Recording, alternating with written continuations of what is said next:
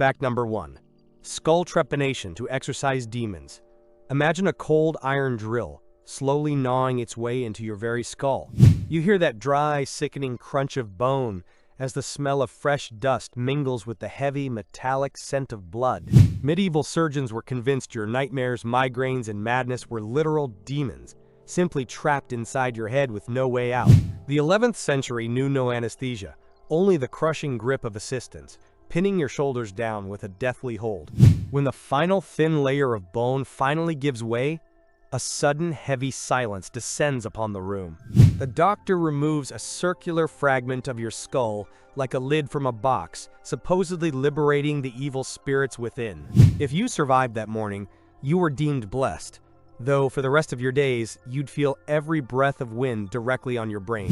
Fact number 2. The powder of sympathy for remote healing.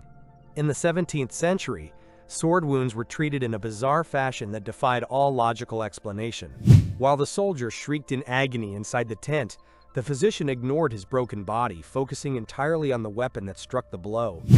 They smeared the blade with a grotesque ointment concocted from powdered dried worms, wild boar fat, and iron rust.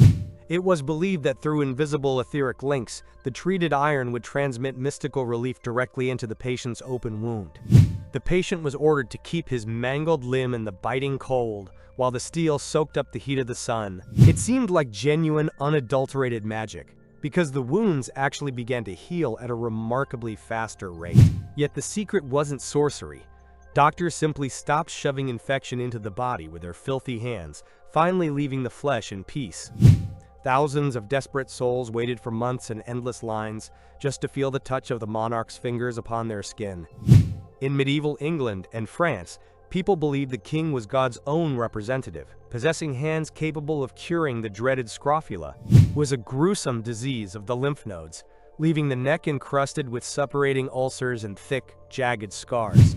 Faith in the miracle was so intense that the overwhelming stench of the crowd and disease became a legitimate occupational hazard for the monarch.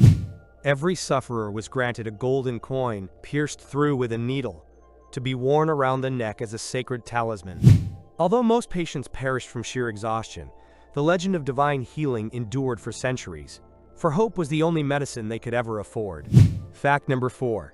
Dwale, the deadly sleeping potion. Before surgery, a medieval patient had to consume a mixture that would make their very blood run cold. This was Dwale, a chilling elixir brewed from a lethal concoction of wild boar gall, raw opium, mandrake, and deadly henbane.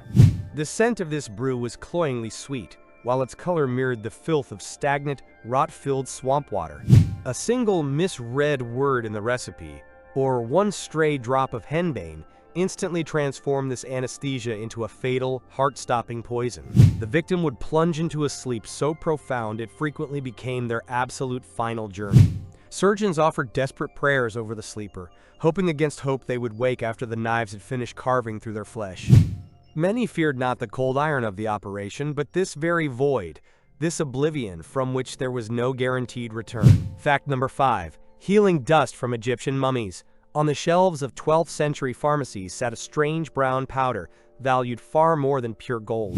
This was a mummy, the actual pulverized remains of ancient Egyptians. People believed the embalming fluids used thousands of years ago possessed the power to stop internal bleeding and knit broken bones together. The taste of this potion was bitter and earthy, leaving a lingering aftertaste of dry, ancient desert dust. Demand grew so high that fraudsters began mass-producing fakes from executed criminals, drying their corpses under the scorching sun.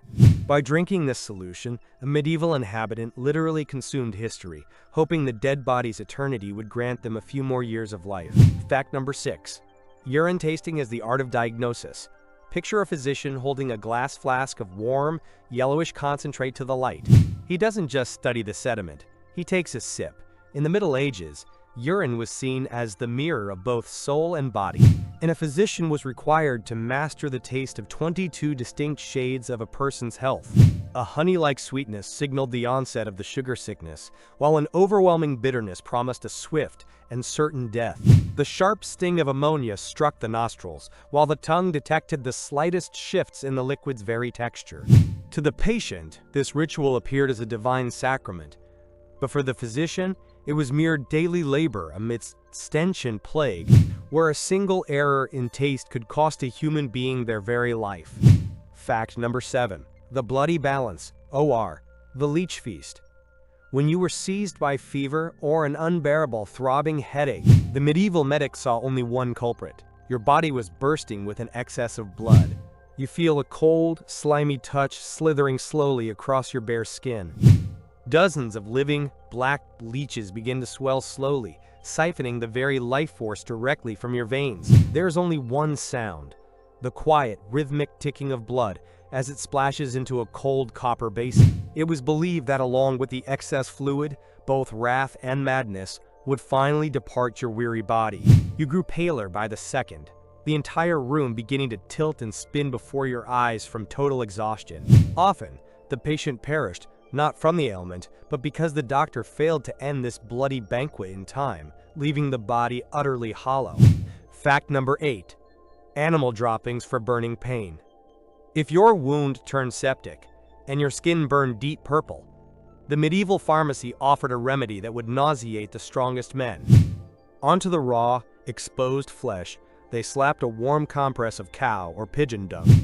A suffocating, sharp stench of excrement flooded the entire room, overpowering the sickly scent of rotting flesh. They truly believed that the magical properties of animal waste could draw out infection like a powerful magnet. You clenched your teeth in agony, feeling the filth penetrate deep into your living tissue.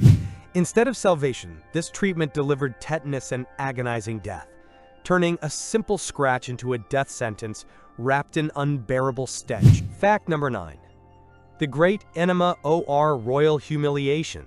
Renaissance abdominal pain was treated with massive metal contraptions resembling instruments of torture. The colossal copper syringe was filled with a pungent cocktail of boar bile, vinegar, and water. You felt the bite of cold metal and a sharp internal pressure as the doctor's assistants threw their full weight against the copper piston. The procedure became so incredibly fashionable among the elite that it was routinely performed right in the middle of polite social gatherings. You could be casually debating high politics and court maneuvers while the physician attended to the needs of your bowels. They believed internal purity guaranteed clear thoughts, yet constant irritation of the lining led to chronic diseases no syringe on earth could ever heal. Fact number 10. The smoke hunt for toothworms. Your tooth erupts with a throbbing pain so intense, you're certain a living creature gnaws within. Medieval dentists were convinced that decay was the work of microscopic worms, relentlessly feasting upon your exposed and sensitive nerves. To drive the parasites out, you were forced to inhale the suffocating, toxic smoke of scorched and smoldering henbane seeds. The bitter, suffocating smoke seared the throat, triggering violent hallucinations and a sickening, spinning vertigo. As the seeds crackled and burst from the heat, the doctor triumphantly pointed to the tiny white plant embryos, claiming they were dead parasites that had just been driven out of your rotting gums. You felt a wave of relief from the narcotics, never suspecting that the true worm of destruction remained buried deep within your jaw. Fact number 11. Theriac or the viper flesh elixir. Picture an apothecary stirring over 70 secret ingredients within a colossal copper cauldron. The primary component of this universal antidote is enough to make your very skin crawl with goosebumps. It is the dried and pulverized flesh of deadly, venomous vipers. Medieval scholars were convinced that only a poison of equal lethality could conquer another toxin, or the crushing grip of the Black Death. You taste this dense, jet-black sludge, a pungent cocktail of mold, ancient soured wine, and exotic, heavy spices.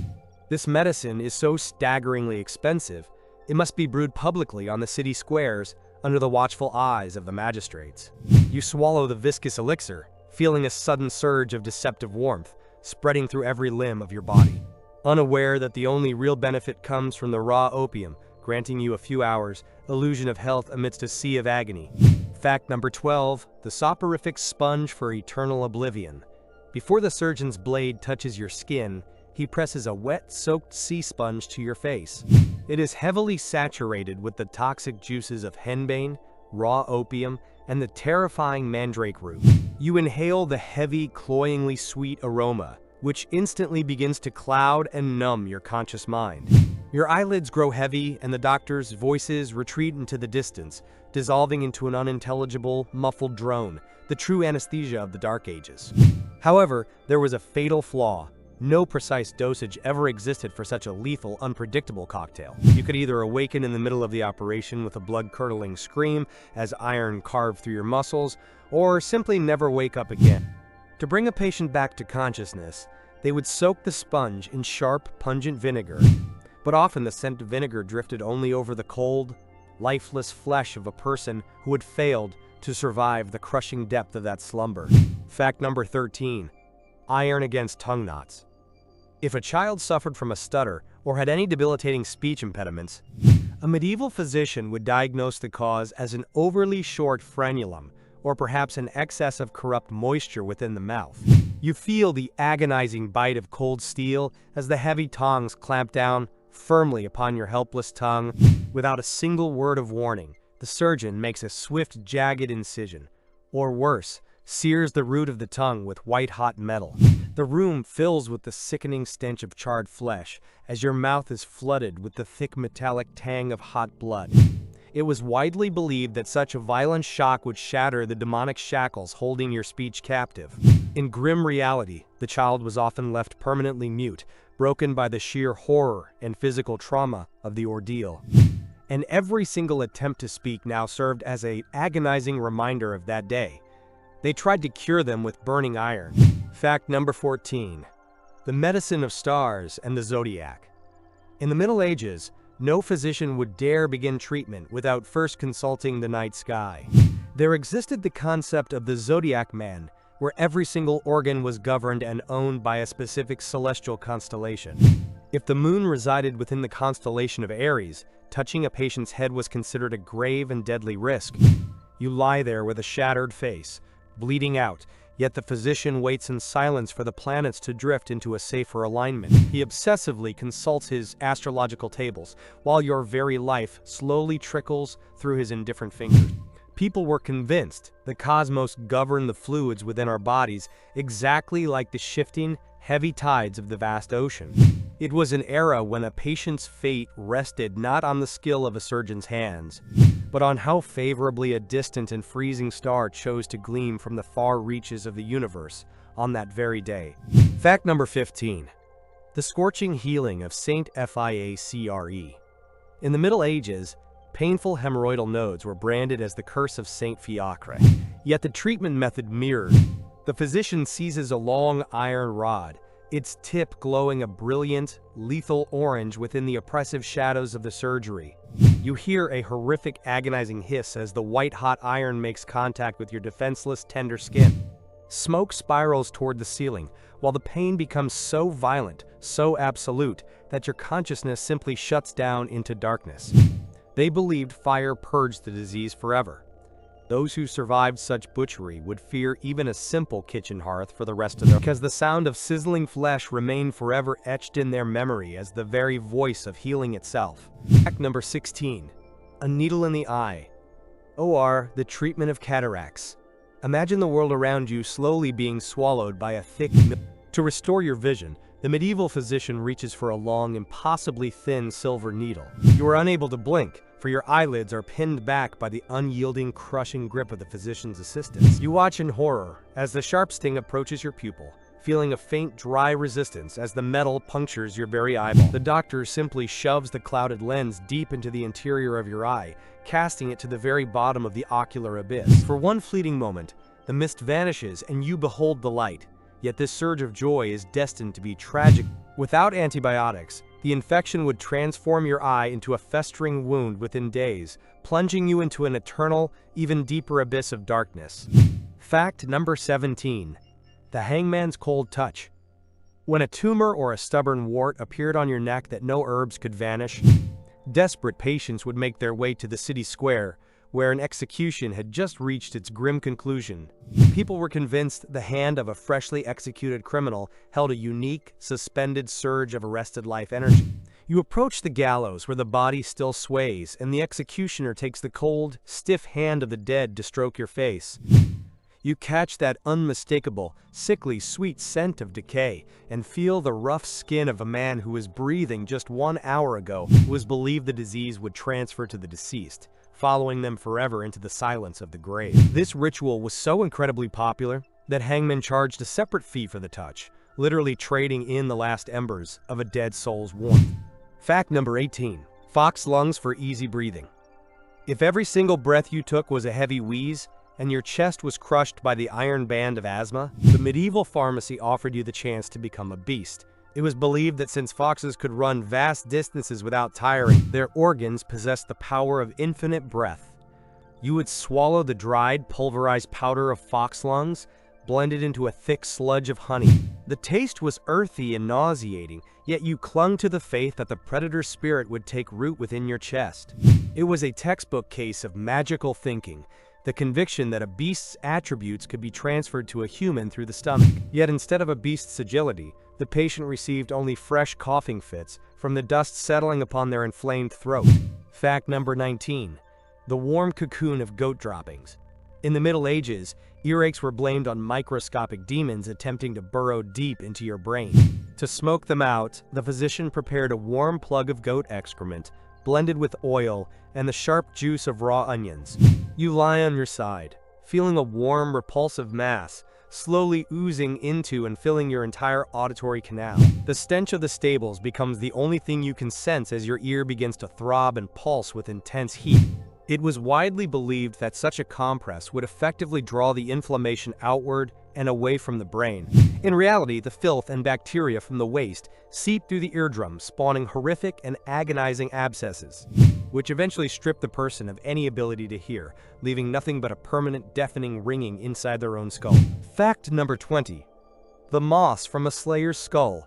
The most precious ingredient for stopping hemorrhages and treating epilepsy was usnea, a specific moss harvested directly from the skull of a man who died a violent death.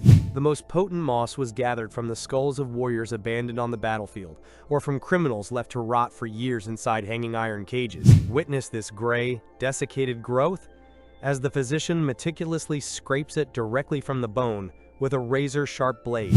This skull snuff was either inhaled like tobacco or pressed deep into gaping wounds to stop the flow of blood. They were certain that the raw life force, unable to escape during a sudden violent end, became trapped and concentrated within this sacred moss. You were literally consuming the leftovers of another man's life, praying the ghosts of the past would grant your own body the strength to endure. Fact number 21. Mercury OR, the silver path to the grave. When the first marks of syphilis scarred the skin, the doctor reached for a heavy glass decanter filled with liquid silver. You feel the bite of a cold, oily liquid against your skin as it is rubbed deep into your open ulcers until they burn a raw red. The chamber fills with a heavy, cloyingly sweet metallic stench, the invisible toxic cloud of mercury vapors. It was believed that this heavy metal would purge the disease from your body through a flood of excessive salivation. You feel your gums swell and throb as your teeth loosen, falling out one by one to clatter against the cold copper basin. A single night of pleasure rotted into years of living decay, where the cure killed far swifter than the plague, leaving behind only a shivering shadow. Fact number 22.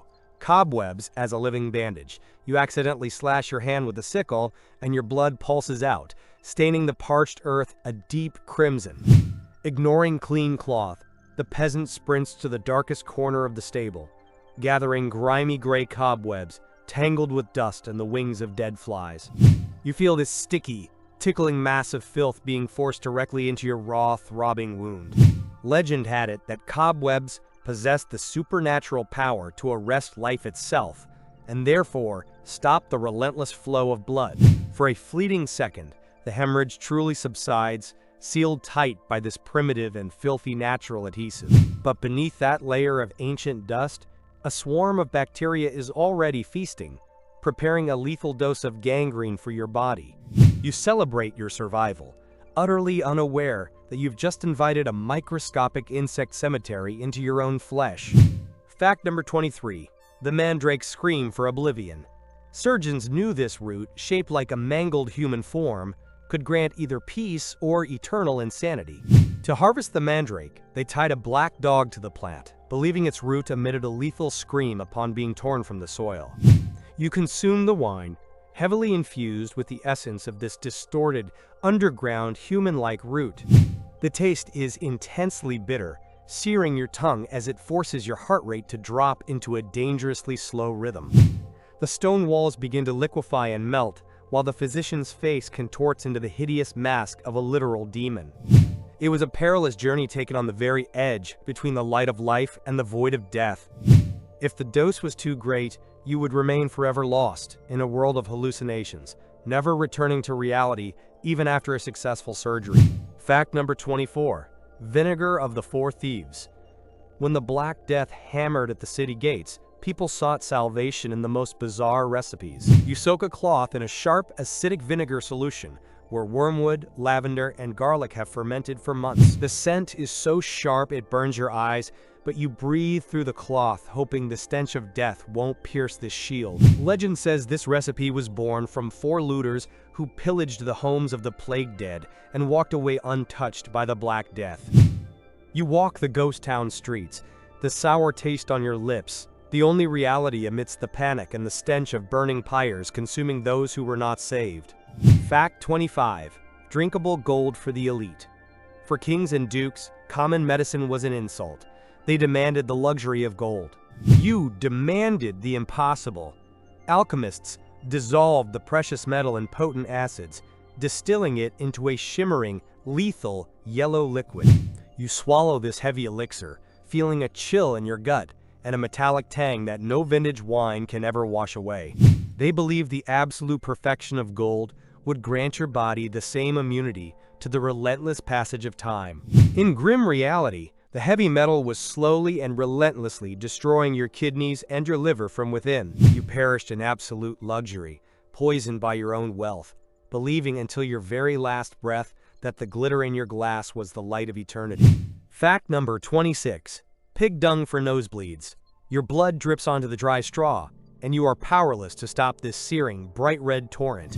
The physician arrives, bearing a clump of fresh, steaming pig manure, still warm from the stable floor. You are struck by the sharp, nauseating stench of ammonia as he brutally jams the mass against your face and nostrils. Medieval healers were certain that such a horrific stench would literally terrify the blood, forcing it to retreat back into the safety of the body. You are choking as the foul taste enters your throat, yet the terror of bleeding to death far outweighs your absolute disgust. The true danger lay in the physician's filthy hands, turning a simple scratch into a lethal gateway for septicemia. Fact 27. The blood of the executed as an elixir of youth. You stand by the gallows, clutching an empty chalice. They believed the blood of a man who suffered a sudden and violent end contained a reservoir of untapped life energy. The moment the criminal's head struck the earth, the crowd surged forward, desperate to fill their goblets with the hot crimson flow. You take a sip, feeling the metallic tang of death slide down your throat, hoping to cure epilepsy or restore strength to your limbs. Fact 28. Human fat for joint pain. In 17th century pharmacies, one could legally purchase jars of fat harvested from the executed. You rubbed this oily substance into your inflamed knees, believing the strength of the dead would reinforce your own bones. You smelled the stench and realized the line between life and death in your medicine cabinet had finally vanished. Fact 29. Animal blood transfusion. When you lost too much of your own blood, the doctor offered to make you part of the flock. They believed the gentle blood of a lamb would soothe violent madness or cure total exhaustion. Instead, your body became a battlefield where foreign blood triggered a lethal reaction and infernal pain. Fact 30. Tobacco smoke enema for rescuing the drowned. If you were pulled from the water showing no signs of life, the doctors prepared a smoky surprise. They pumped hot tobacco smoke into your bowels using bellows, believing it would warm the body from within and jumpstart your heart. You literally came back to life from the shock. And nicotine hit, becoming a legend of the local tavern and medical journals. Fact 31. Trepanation ORA hole to release demons. The oldest surgery in human history began with a sharp stone and your desperate scream. You felt the sharp obsidian slowly gnawing a path through your skull, releasing the horrific pressure building inside. Shamans believed that through this opening, the evil spirits causing your epilepsy or madness would finally depart. It seems impossible, but most patients survived, living for years with a hole in their head as a living testament to human resilience and sheer luck. Fact number 32. Radioactive medicines and elixirs of slow death. In the early 20th century, people believed radiation was the source of eternal energy. You drank radium-infused water for a surge of vigor, unaware that every sip was literally eroding your body from the inside out. Your teeth fell out, and your jaw simply crumbled, turning life into an endless nightmare in the glow of lethal metal. Fact 33. Heroin as a cough syrup for children. At the end of the 19th century, pharmaceutical giants marketed this substance as a safe and reliable alternative to morphine. Mothers gave it to infants to help them sleep while doctors prescribed it for the common flu. Only years later did the world realize that instead of healing, they had raised a generation of addicts whose lives were shattered while they were still in their cradles. Now, when you see white coats and modern scanners, remember the absolute horror humanity had to endure to arrive here. We survived mercury baths and stone trepanations. We swallowed gold and inhaled the toxic smoke of henbane. So the next time you dislike the queue at the clinic or the taste of a pill, just remember the leeches and the burning iron. Whether we truly survived or simply learned to hide the madness behind beautiful pill names is a story for another time.